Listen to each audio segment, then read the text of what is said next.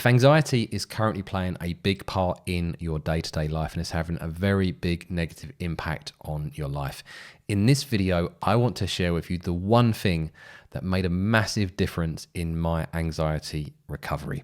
This is a mindset shift that absolutely changed everything for me. And I want to share it because I see so many people out there struggling with anxiety and they're not making any progress because they just have the approach wrong. If you can change approach, you can start to make progress towards anxiety freedom. So I just want to rewind first all the way back to 2014. This is the first time that I can recall as an adult really experiencing anxiety that impacted me in a way that I was not prepared for. And honestly, at the time, I didn't even know it was anxiety. So the first time I experienced kind of an anxiety attack, you might say, I was at a local shopping center. I was in the food court with my wife. We were having dinner. And all of a sudden, as you guys, I'm sure have experienced yourself if you've ever suffered with anxiety attacks or panic attacks, just had this very strong urge to, I need to get out of here and I need to get out of here quick. Now, I wasn't necessarily getting some of the symptoms that people typically experience at that time, like the shortness of breath and the racing heart. All I knew was that for some reason I felt in danger and I needed to get out of there and I needed to go. And we did. I finished dinner very, very quickly and we left. We didn't leave via the shopping center. We left via the fire exit. And at the time, I'd never really experienced anxiety before. I had no idea what it was, and I kind of just brushed it off. Maybe I think I put it down to like one of those fate thoughts that something bad is going to happen, and I just left, and that was it. And I didn't think anything of it. And then the next day we were going on holiday, and then the day after that, I experienced something very similar. We were on holiday, and I just had this urge to want to leave the holiday and come back home. Now, we were on holiday in the Faroe Islands, which back in 2014, I think there were only 1 or 2 flights to the UK per week. So I was, I guess, trapped on that holiday. And looking back, I can now see kind of that mirror between being trapped in the shopping center, in the food court, and being trapped on the holiday, and it kind of being social anxiety and not feeling safe. I can see that connection now, but at the time, I had no idea what was going on. Now, because I was trapped and I couldn't actually leave the country, I had to get through that week, and during that week I started experiencing, I guess what you might say, more traditional anxiety symptoms. I was starting to get headaches. I was sleeping an awful lot, although for some people they struggle to sleep when they've got anxiety. My appetite had completely gone. I remember sitting in like a Burger King there, just putting food in my mouth, just not wanting to even chew or swallow it. It was really, really strange. I've never had that before. And I think the worst thing was the detachment feeling. I literally felt like I was watching my life from a distance. I was there, but I wasn't there. And this was pretty terrifying. Because I didn't know it was anxiety, I didn't know that these symptoms were anxiety. It was really, really scary. And this kind of compounded the anxiety that I didn't know I had. Now, somehow I got through that week and returned to the UK. So the first thing I did was book an appointment with my GP, which, as I'm sure many of you guys would have experienced yourself if you've gone to the GP with anxiety, is that many of them aren't very helpful. I remember mine asking me the question, am I stressed at work? Which I didn't know really where he was going with that. I thought, well, this isn't a stress headache. If he'd have said maybe about anxiety, maybe something would have clicked. But I was like, no, I'm not stressed. I had my own business. I was doing well. I wasn't really worried at all about work. So he didn't pursue that any further. And he said, oh, maybe for your headaches, just take some paracetamol. So after feeling absolutely garbage for the best part of 2 weeks, I'd gone to the GP, basically been dismissed, and felt completely lost.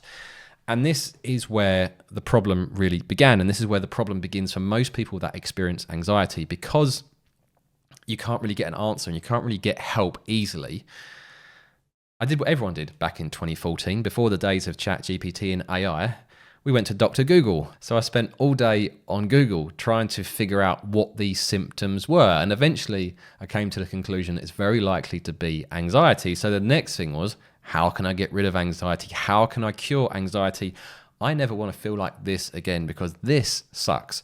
Now, anxiety can vary from feeling mildly uncomfortable to absolutely terrifying, depending on the circumstances and what symptoms you're experiencing.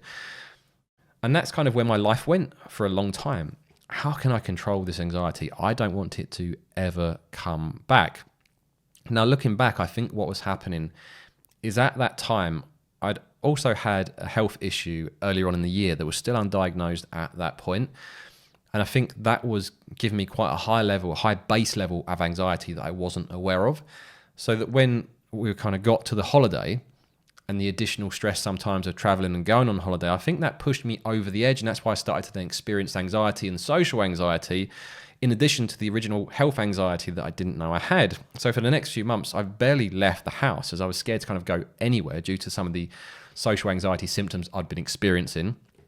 And felt very trapped and very basically lost. Where am I going with this? How do I fix this? And those things together, the health anxiety and the social anxiety, and my desire to want to cure and control this, eventually developed into OCD as well. So basically, if I do X, then Y won't happen.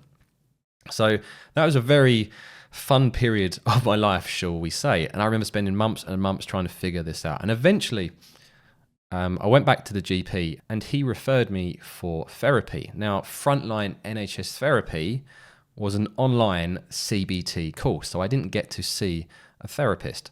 And being honest, the course at the time, especially with my lack of understanding of anxiety at the time, the course was a CBT course. I found it absolutely useless, and it made me feel even more lost than I already was, and even more hopeless. I'm like, if this doesn't help, how am I supposed to fix this thing? How am I supposed to get rid of this anxiety? And you'll probably hear me talk about negatively really about NHS frontline services and CBT in upcoming videos based on my own personal experiences. So shortly after that, well, I don't know, shortly after that, I can't remember exactly when it was, but at some point I was back on Google and I came across a therapeutic model called acceptance and commitment therapy. And I don't want to spend too much time in this video focusing on ACT, which is acceptance and commitment therapy. I don't want to go too much into that model.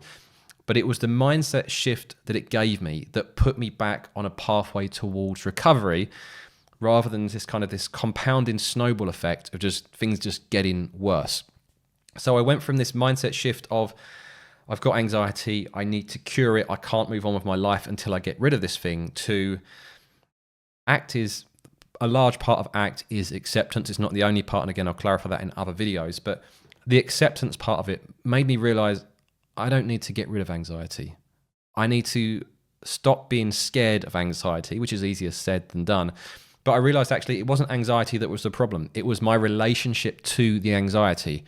It wasn't I was scared of going to the shops. I was scared of the anxiety symptoms that were going to come up if I went to the shops.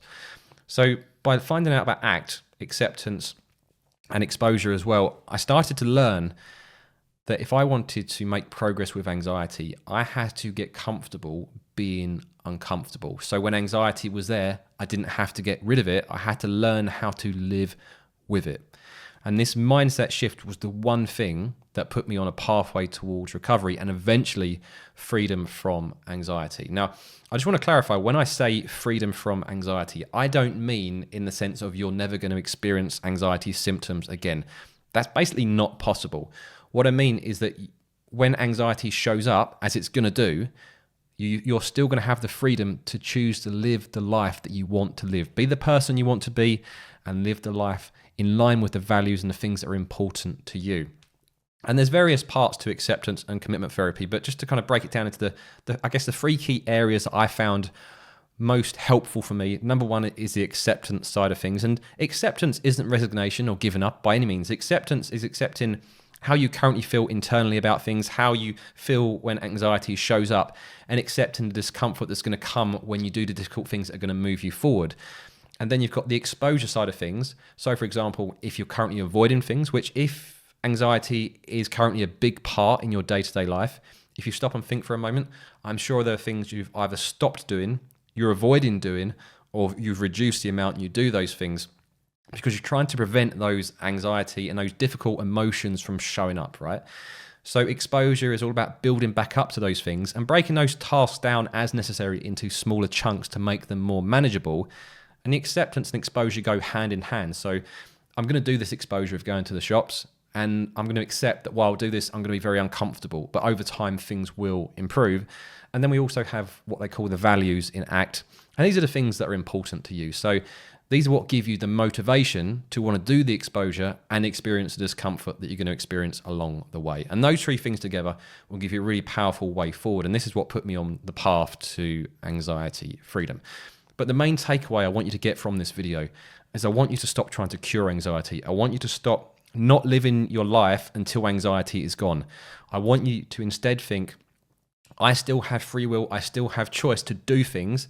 Anxiety is going to show up. There's no way you're just going to suddenly stop it from showing up. It is going to show up, but I'm still going to do the things that I want to do. And if it's too much, it's too overwhelming, I'm going to break that down into much smaller tasks. Now, if you want to know more about how to use acceptance and exposure to overcome anxiety, I'm going to pop up a video now, and I'll see you guys over there.